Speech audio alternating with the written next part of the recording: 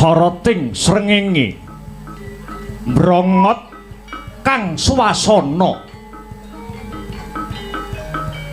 kawula sak jagat raya angrantu tibane banyu nanging kang tumiba malah bebendu panasing kahanan hanempuh negara kuna Pancawati wastane Rina wengi mung sambikala kawulane kocar kacir tanpa kecukupan sandang pangane Pancawati kecalan katentreman Pancawati kecalan kawibawan Pancawati kecalan pamomong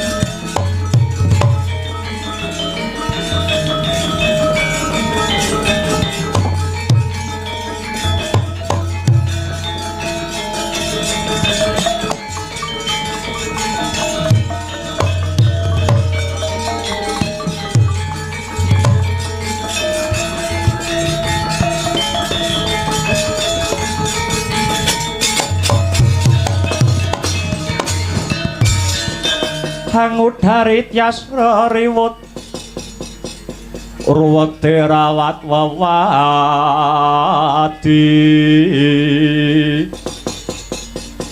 wedi lamun kauningan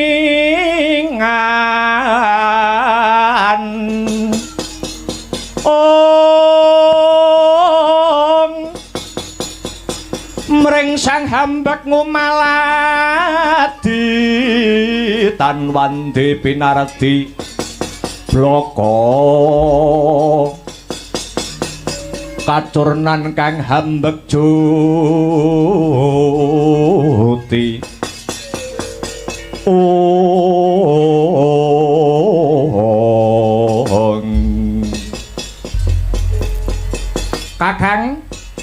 Kakang Anoman ana apa adiku Yayi?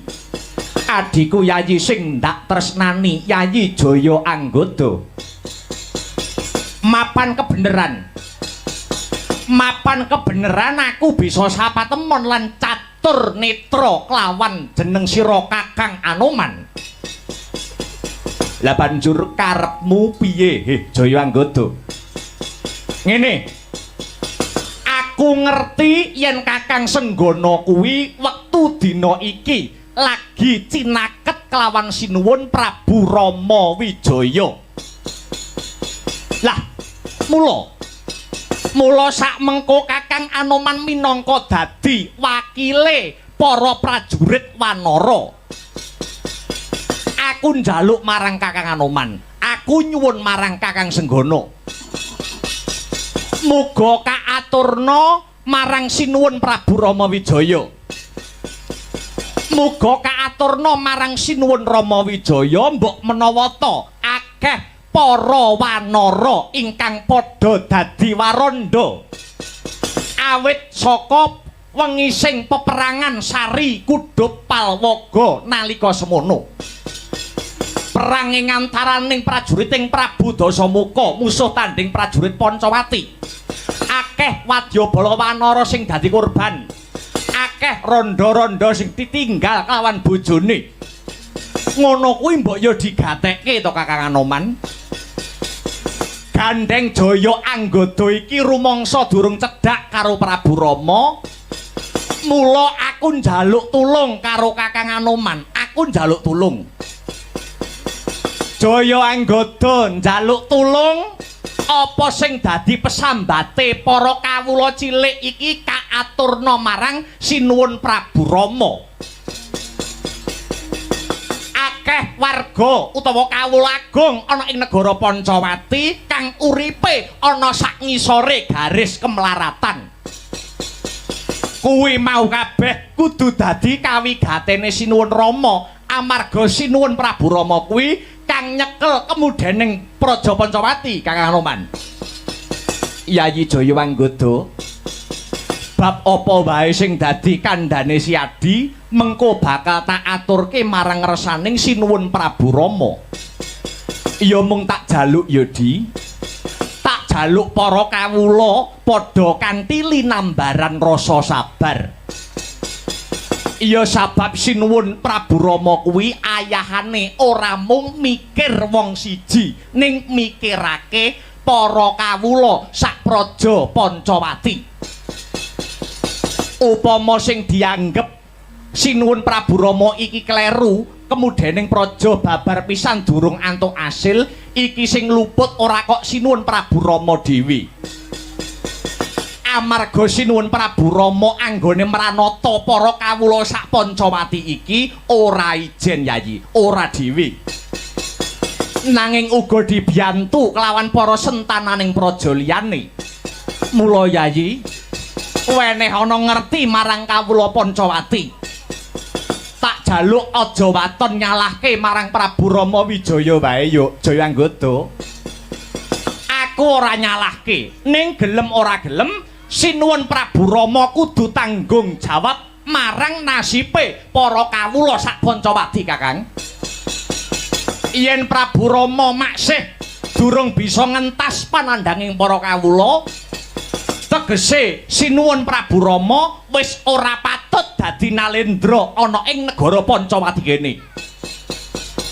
Yen wis pancen Prabu Rama ora bisa mranata negara Pancawati iki, tak jaluk mudhun wae saka peperintahan Praja Pancawati iki. Leren anggone dadi ratu ya, Kang. Lho, mengko dhisik ya, Di. Aja duweni panemu kang kaya mangkono. Yen tembunge si Adi Jaya Anggada iki dirungokke kelawan kawula akeh, malah bisa mbepudhek banyu bening. Kudune Yayi Jaya Anggada yen kepengin nglorot kalenggane sinuwun Rama, ora kanthi cara sendal mayang. Nanging nganggo cara kang wis disarujuki kelawan para kawula sak praja Pancawati iki.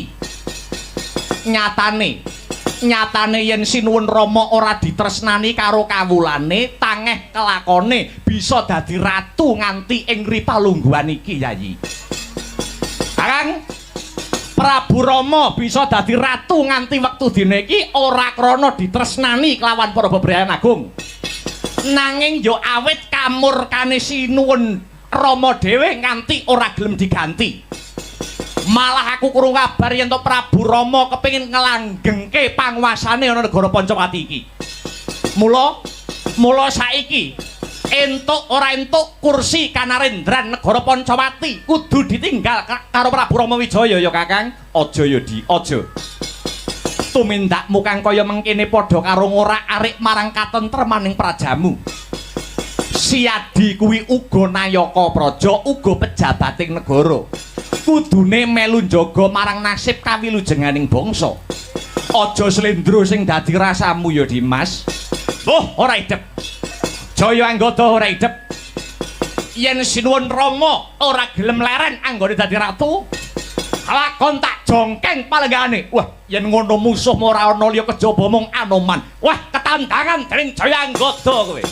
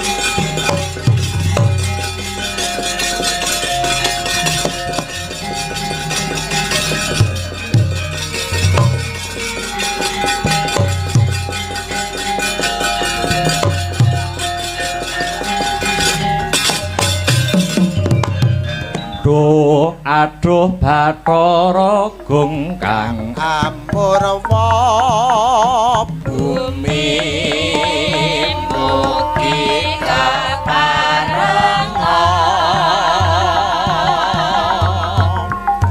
paring pangaksama marang kawula kang tan bisa milih jatuh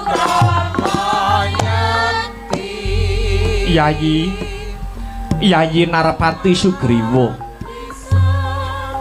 kula wonten dawuh sinuwun amiji dhateng kula kang abdipun Sugriwa Yayi Lesmana kula wonten dawuh Kaka Prabu Animbali kang rayi paduka pun Lesmana Widagda rumangsa angles kekes rasaning pun Kakang Di awit ngawuningani Praja Pancawati dina iki kahanan sing sarwa goreh rongeh kahanan sing mung sarwa ora kebeneran kabukten akeh bencana alam kang silih gumanti durung maneh akeh para sentana Pancawati kang padha dredah munggahe Pancabakah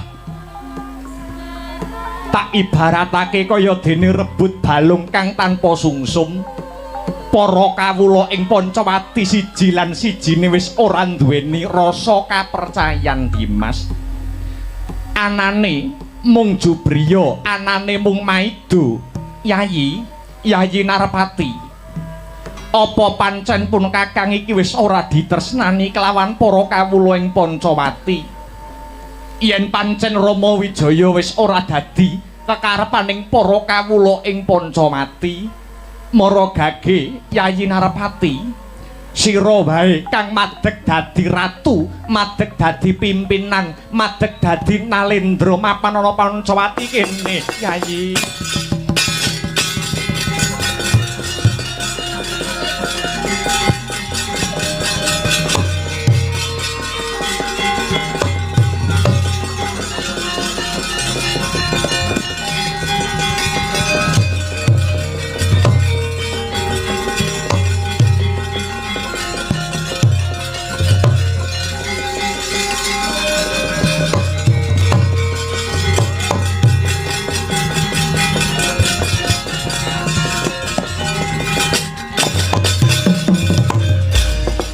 bumi gunjing langit kelap-kelap katon leregin canging alis risang maweh gandrung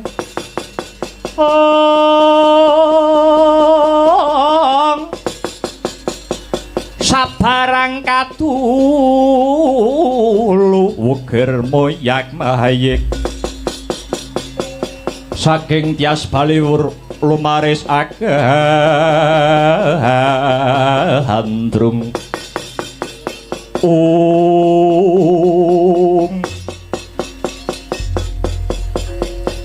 nyuwun sewu sinuwun sejatosipun para nayaka ingkang singlar saking kautaman menika namung saperangan alit kemawon tegesipun taksih kathah kawula taksih kathah para nayaka ingkang estu padha dhateng dawuh paduka sinuwun Prabu Rama sinuwun keparenga paduka sinuwun sareh langkung rumiyin dipun leremaken penggalihipun do sinuwun nuwun inggih Kaka Prabu nadyan kang rayi Lesmana ugi mrihatosaken dhateng lelampahan menika menapa paduka Kaka Prabu prayogi mboten enggal angupadi srana kinarya ngusadani reretuning jagat ingkang sinandhang wonten ing Praja Pancawati punika do Kaka Prabu Yayi Lesmana kula wonten dawuh pun Kakang nalika semono nyumurupi marang kahanan sumengka rasaning pun Kakang banjur tumuju marang sanggar pamujan nyuwun marang ngersaning Gusti kang akarya jagat. Panjenengan ingsun nyuwun pituduh mungguh kudu nganggo dalan apa? Kareben Pancawati iki bisa pulih tata, titi, tentrem, kerta lan raharja. Nyatane wis katarima ingkang dadi panyuwuning pun Kakang. Ketitik ana wangsit kang dumeling ana talinganing pun Kakang. Wangsit kang dak tampa. Praja Pancawati bisa pulih ayem tentrem bali kaya duking nguni. Lamun to Praja Pancawati tinenggan lan tinunggu dewa sing andum kabahagyan.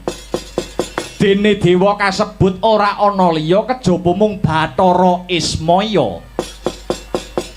Bathara Ismaya kang wektu dina iki wis anjilma dening Kyai Lurah Semar. Mula Yayi Lesmana mbok menawa wangsit sing ndak tampa kuwi mau tinemu bener mara sira Yayi Lesmana ndak utus lumawata marang Karang Kadempel.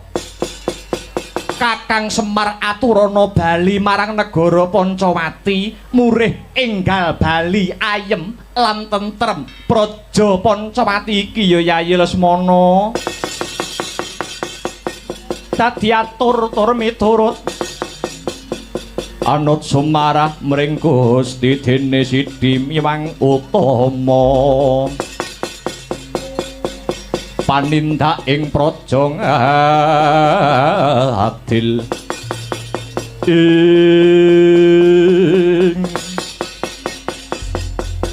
menawi tetela mekaten duh Kaka Prabu Ripaduka kula nyuwun pamit saderengipun kula bidhal wonten Karang Kadempel. Langkung rumiyin kula nyuwun dipalilah badhe anduta abdi paduka pun Anoman. Badhe kula kanthi nakyenaken menapa to Kyai Lurah Semar taksih kersa kaboyong wonten ing Praja Pancawati menika. Namung kula ugi badhe nganti saperangan para wanara ingkang supados mapak pamong agung nenggih Pukulun Ismaya Prabu. Ya tak lilani Yayi Lesmana malah kepara Anoman kang lagi gelut kelawan jaya anggota padha pisahen Yudi, padha pisahen. Kareben ora nambahi petenging swasana Pancawati Lesmana Murdaka nok nggih ngestakaken dawuh Kaka Prabu.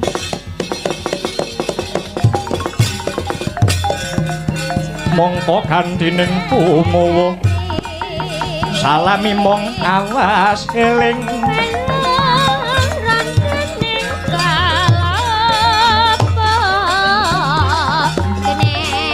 eling ukitaning alam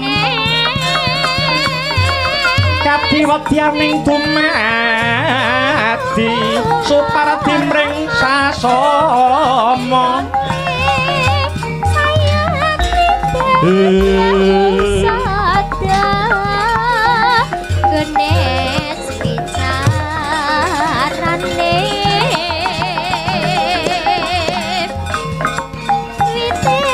witing lapak sing uga genes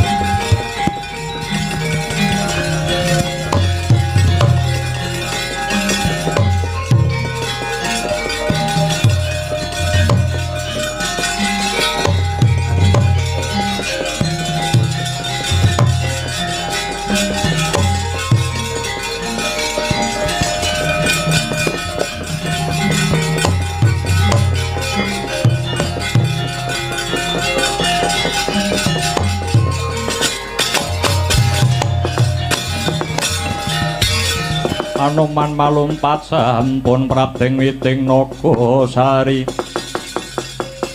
mulat mangandhap katingal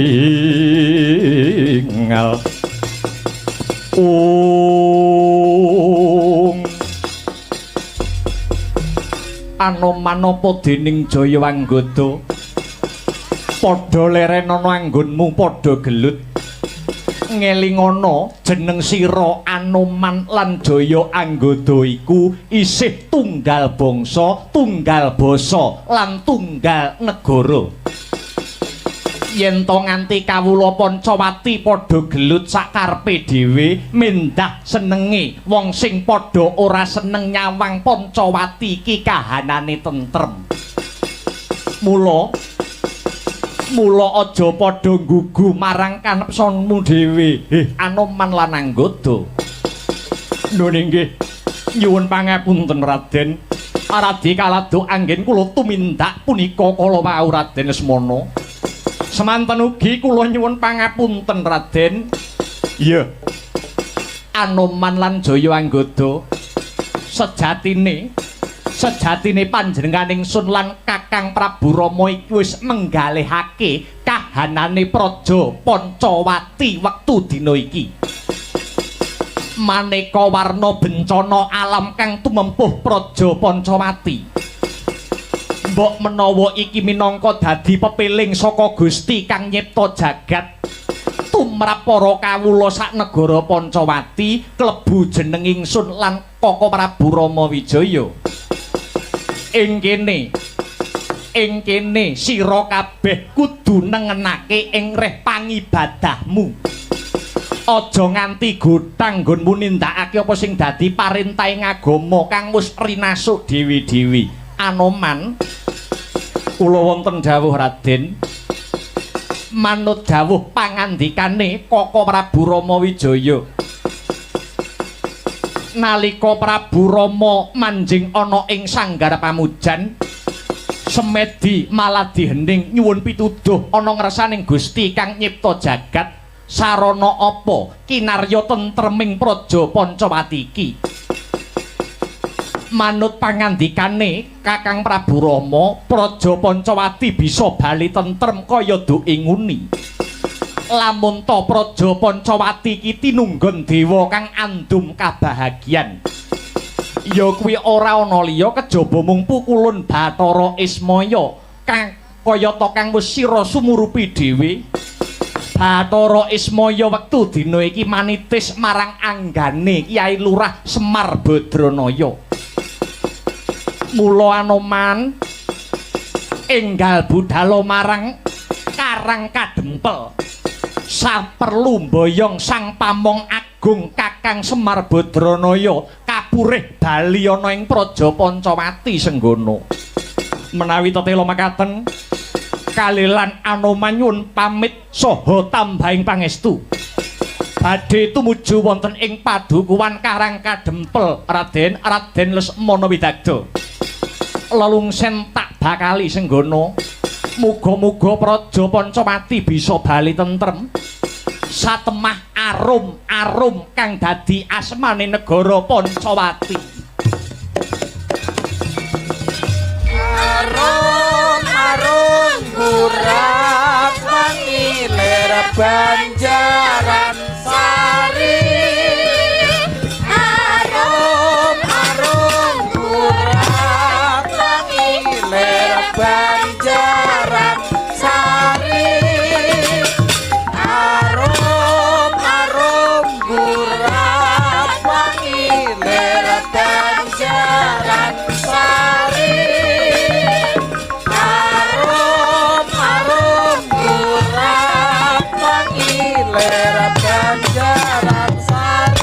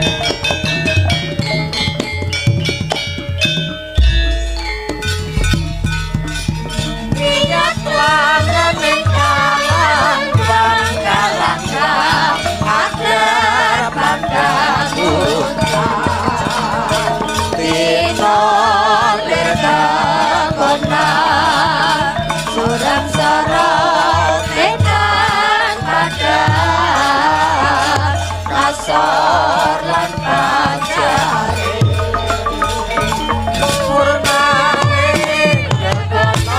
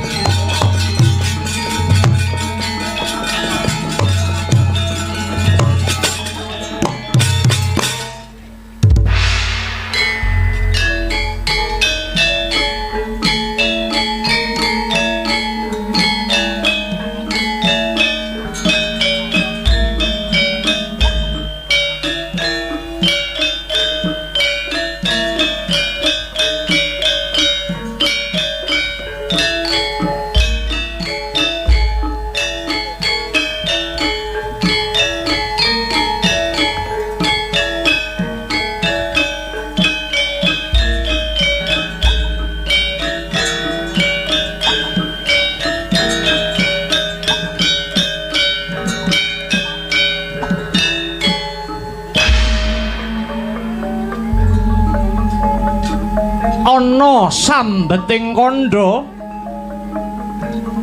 hanenggih punika gumelaring padukuhan Karang Kadempel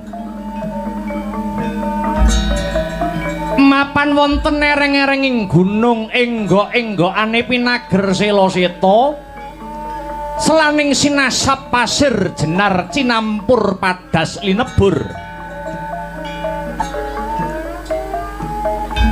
saben marga ana gapura nginggiling gapura ana pepetan Garuda ing ngandhap sineratan bineka tunggalika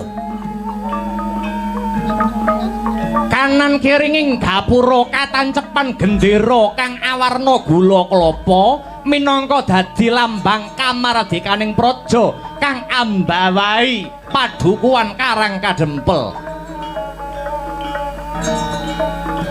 turut pinggiring margi tinanduran wit turi kang urut runtut sarwa patut sekar turi petak memplak dumawah aning lemah katingal hanjrah lamun sinandra kaya ngulama kang lagi sujud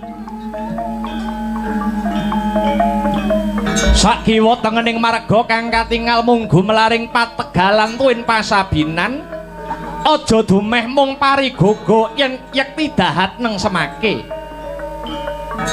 wanci panen katingal kuning gumrining panyayah kencana sinangkling kamarutan alembak lembak yayah ombak ing samudra rop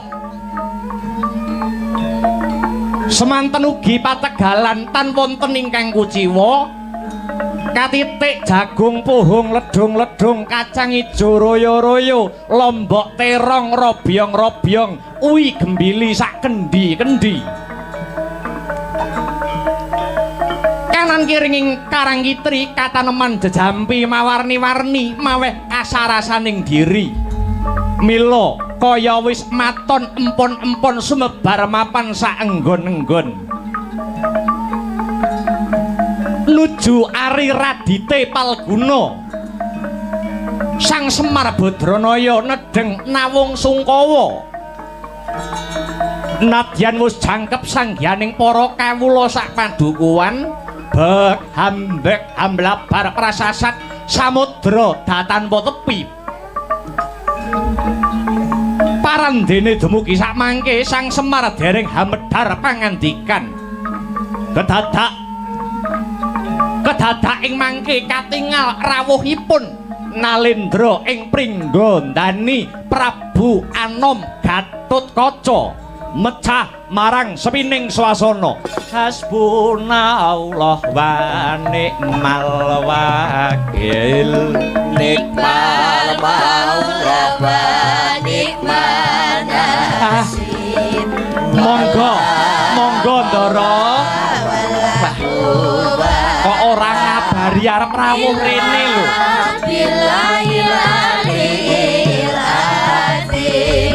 Gusti Allah sesembahanku. Monggo aturan pinarak kanthi jenak Gus. Yo Kyai Semar Ora ana daya linangku kejaba saking Allah kang aku. Sedulurku aja nganti kliru mong Gusti Allah sesembahanku rintan lan dalu mong limang wektu kanggo brasta mungkar lan nafsu. Sedulurku aja nganti kliru mong Gusti Allah sesembahanmu rintan lan dalu mong limang wektu kanggo brasta mungkar lan nafsu.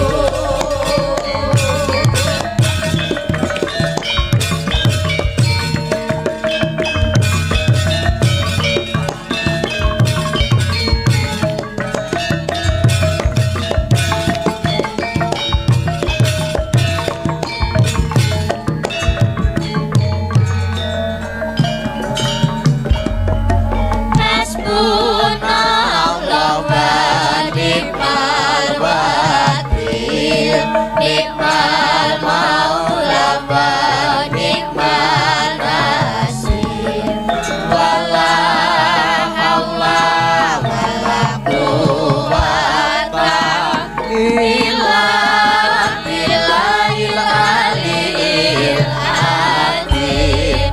Gusti Allah sesembahanku ingkang tetulung marang aku. Ora ana daya linangku kejaba saking Allah kang maha agung. Sedulurku aja nganti kliru mong Gusti Allah sesembahanmu rinten lan dalu mong limang wektu kanggo brasta mungkar lan nafsu. Sedulurku aja nganti kliru mong Gusti Allah sesembahanmu rintan lan dalu mong limang wektu kanggo brasta mungkar lan nafsu.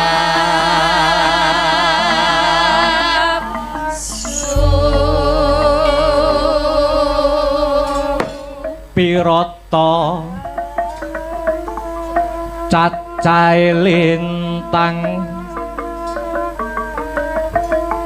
langit biru sapa kangmu lasi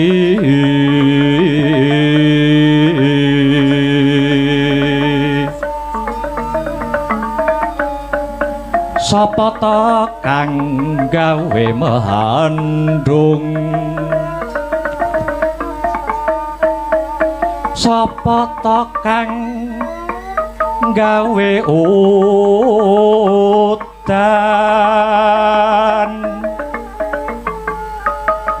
hamba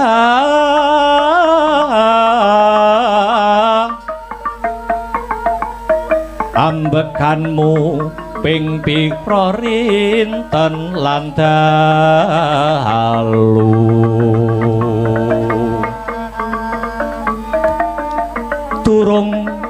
yen kedhepe netra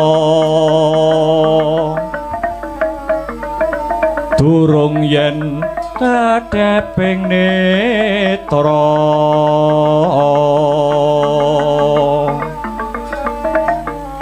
ping pira jroning sesawung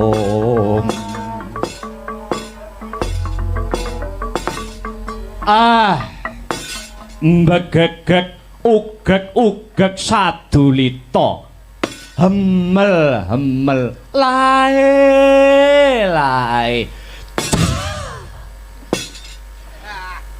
prasasat kejugrukan Wukir Sari kablabaran Samudra Madu dene amung sak pedukuhan Karang Kadempel niki mboten pangling kados rawuhipun Ndara Gatotkaca den Ndara kula sesembahan kula Gus Ndara kula Gatotkaca winantu ing Karaharjan sak rawuh paduka Raden wonten ing Karang Kadempel mriki Siwa Semar iya tansah pinayungan ing kawidadan nir ing sambikala praptaku ana ing Karang Kadempel kene kewareng aku ngaturake sembah pangabekti marang Siwa Nayantaka ampun ngowah-ngowahi adat kula niki namung batur kula niki namung punakawan kula niki namung kawula paduka menika sesembahan kula lah kok sampeyan ngaturaken bekti dhateng kengabdipun Semar dosa menapa ingkang kula sandang menawi kula nampi bekti saking sampeyan Ndara ing Pringgondani Siwa Semar pancen kaparanyata lenggahe Siwa Nayantaka ana ing padukuhan jejering punakawan nanging saka panyawanging Gatotkaca Siwa Semar tan prabeda pangejawantahe Sang Hyang Bathara Ismaya ingkang bakal andum kabahagian marang jagat saisine inggih mboten usah dipun bacut-bacutaken niku nek krungu anak-anak kula ndak do tambah kurang ajar kalih kula dipun sekecakaken anggenipun lenggah nggih Den iya Siwa Nayantaka kaya wis ora kurang kepenak praptaku ana padukuhan Karang Kadempel kene nyuwun sewu Ndara kengabdi gareng ngaturaken sembah pangabekti kunjuk dhateng Raden Gatotkaca nala gareng dak tampa ora liwat pangestuku tampanana nok nuwun inggih sanget panampi kula andadosaken jejimat paripih nyuwun sewu Den kepareng ngaturaken sembah pangabekti mugi kunjuk iya Petruk ndak tampa pangestuku tampanana kula pundi andayanana jejimat nyuwun pangapunten Ndara kengabdipun Bagong ngaturaken sembah sumungkeming pangabekti mugi kunjuk iya Bagong pangestuku mara gage ditampani Bagong kula pundi dados jejimat paripih ngunjuk napa Den minum napa wis ora usah repot-repot sak anane wae Bagong ora usah dadi repotmu anggur merah napa pripun Ndara Gatot tok ngombenane ngono Ndara Gatot ki ratu mbok tawani bangsane ngono kuwi mbok padhake krusonmu wae Kong nyuwun sewu Janur Gunung Kadingaren gajeke kula ora weruh prenjake padha ganter jagone padha tarung lah kok dadi sampeyan sing rawuh wonten Karang Kadempel Gus napa wonten pandangon saking pepunden Pandhawa.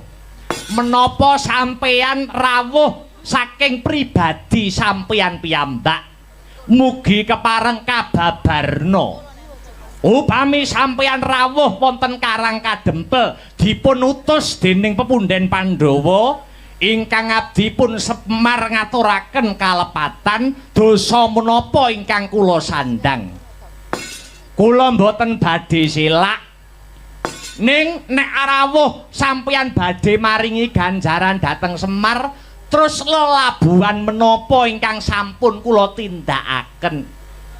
Menawi kula kepareng nedha ngangklungaken jangga nilingaken karna upami niki wadi tumraping anak-anak kula suwawi kula dherekaken manjing wonten saklebeting griya pepanggihan catur netra kaliyan Kang Abdi pun Semar Badranaya. Pancen kapara nyata Kiai ingkang sepisan praptaning Gatotkaca ana Karang Kadempel yekti tilik marang kawidadaning Siwa Nayantaka lan para panakawan kabeh. Dene ndungkap angka 2 ana wigati kang bakal tak andharake marang Siwa Nayantaka. Wigatos ingkang pundi? Keperluan menapa, Den? Slindro rasane Gatotkaca. Slindro jiwane tetuka. Prapta kumapan ora ing Karang Kadempel. Sayekti diutus kelawan pepunden para Pandhawa nanjihake marang Siwa Nayantaka. Awit wis udakara telung candra nganti kelungguhan iki Siwa Nayantaka ora siba mapan ana negara Ngamarta. Apa pancen Siwa Nayantaka bakal merang kampuh jingga tegese ora suwita marang negara Ngamarta? Apa pancen ana pangandikaning para Pandhawa sing natoni marang rasane Siwa Nayantaka? Yen to salah siji mau ana sing cocok sarta ana sing gathuk kelawan pangrasane Siwa Nayantaka, mara paringa dawuh marang Gatotkaca kabeh bakal tak aturake marang pepunden Pandhawa. Wa Siwa Nayantaka enggal paringa dawuh. Permara reh mangus wamya ngambrang kadi karonaning kaswahasening marga Hamalagung risang gandha mastrat maca lengleng lalu mangulati Surya mangrangsang wayah Surya mangrangsang wayah Umyus kang amara wayahanto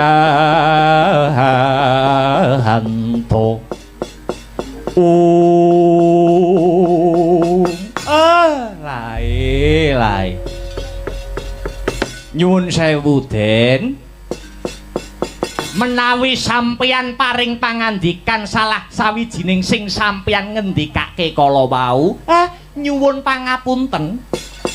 Sedaya kala wau mboten wonten sing gathuk kaliyan ati kula. Lah napa sababipun kula kok jarang seba wonten Praja Ngamarta? Awit Semar Suwita, Semar ngabdi dhateng Ngamarta niku dereng kawengku, ngaten.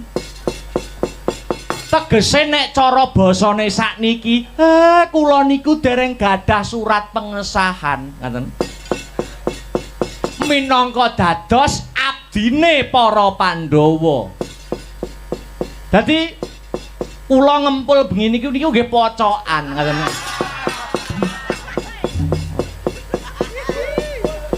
Mila kula ora sowan aja ta 3 sasi, setengah taun, gedene setahun, munggahe 10 taun niku kula mboten kawengku dening kewajiban sowan. Merga uripe Semar niku taksih mardika. Pokoke pundi sing riyin ngaten mawon kula niku. Banjur besok kapan Siwa Nayantaka anggone bakal rawuh ana negara Ngamarta. Para Pandhawa tansah angrantu rawuh Siwa Nayantaka. mengke riyen niki lelakon taksih sinengker dening panguwasaning ndat Kang Murwing Ndat. Kula nembe manekung dhateng dewa, Semar nembe mahasing asamun kelawan para Jawata. Ampun kleru lho. Ampun kleru leh kula mapake awak kula niku. Nek kleru mengke ndak salah kedaden ngobar jagat saisine. Ning sing wigati mang tunggu kemawon nggih Den. Mangke nek kula pun antuk sasmita sesuk Semar badhe ngabdi teng pundi? Niku anut kalih atine Badranaya Ndara.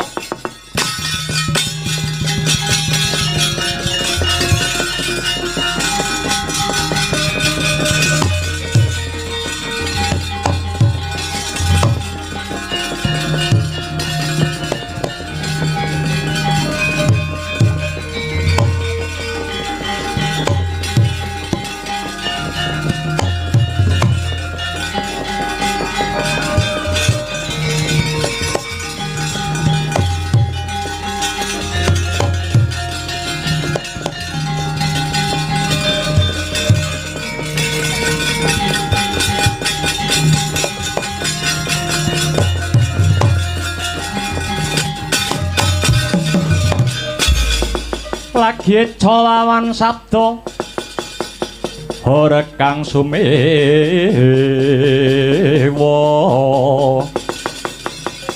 gegering pasewakan wong kathah samyana harga wonten dwirada mekta pedhot king wantilan kudu dilara pandehangan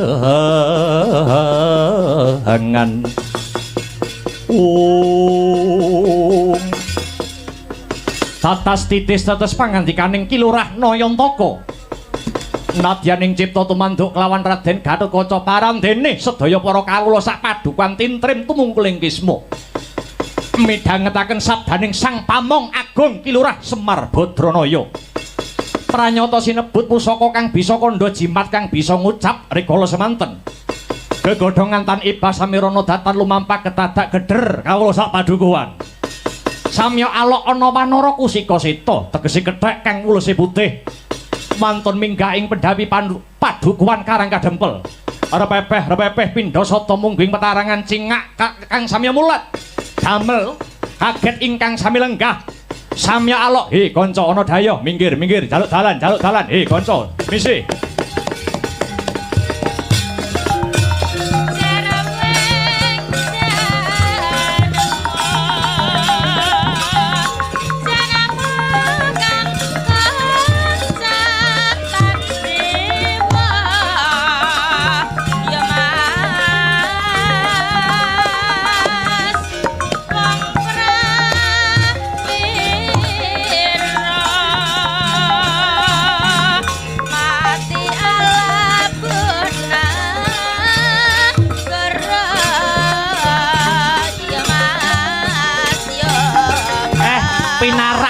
Riyen Gus, monggo didhahar napa sak wontene monggo.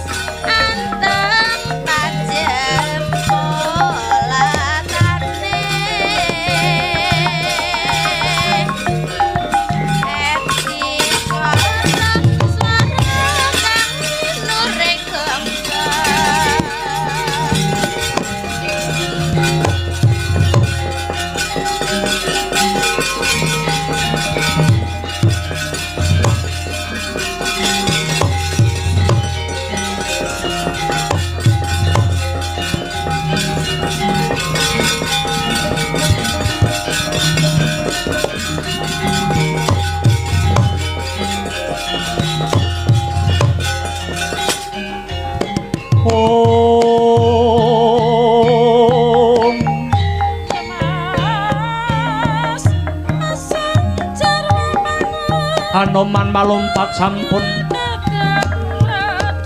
prapteng witing Nagasari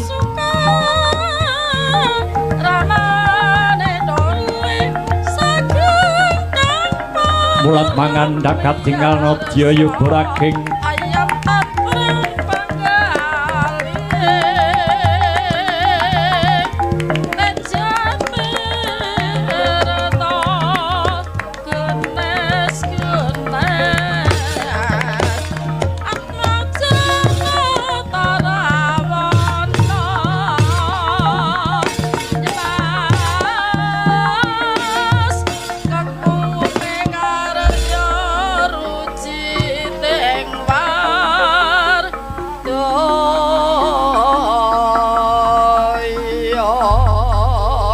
anjarah kang puspita harum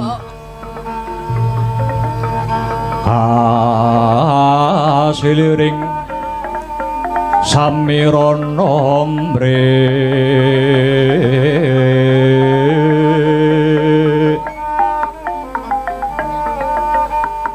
oh